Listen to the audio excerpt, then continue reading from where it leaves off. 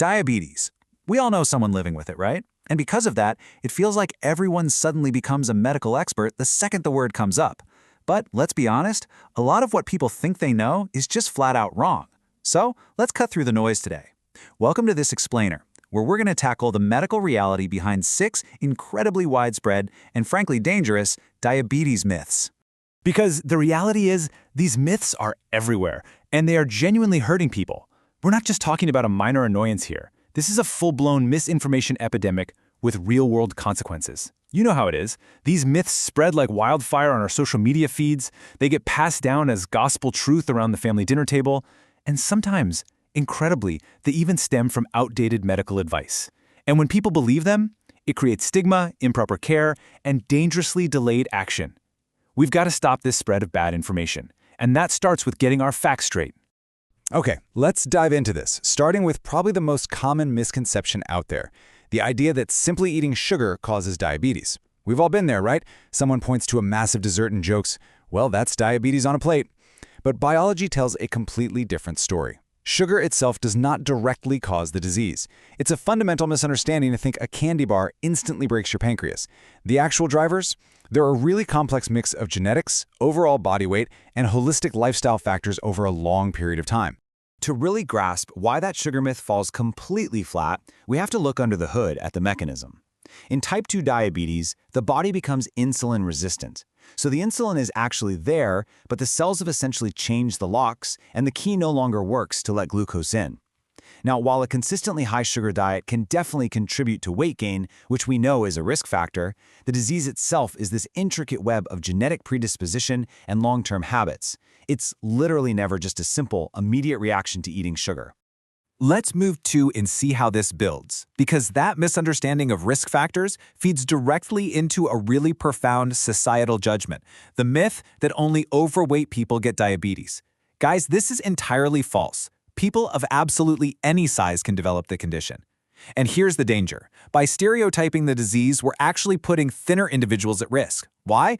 Because they, or even their doctors, might completely ignore the warning signs, just assuming they don't fit that specific profile. We absolutely need to separate the stigma of body size from the clinical reality. This becomes incredibly clear when we look at type 1 diabetes.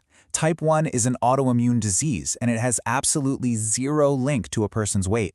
Basically, a person's own immune system makes a mistake and attacks their body. That's it. It is not caused by their weight, their diet, or anything they somehow did wrong.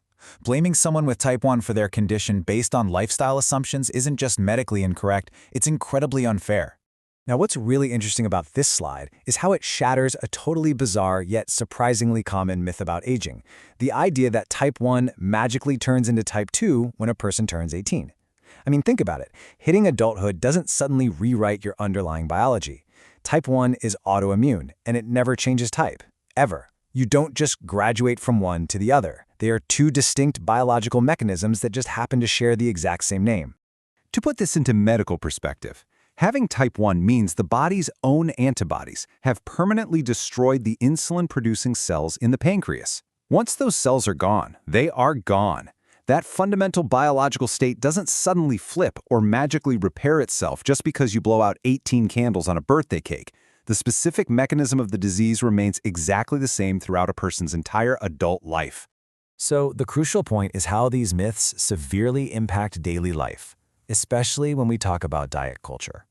The idea that diabetics can never eat carbs creates an incredibly restrictive, just miserable environment for people. But the reality? Quality carbs in appropriate portions are absolutely part of a healthy diet.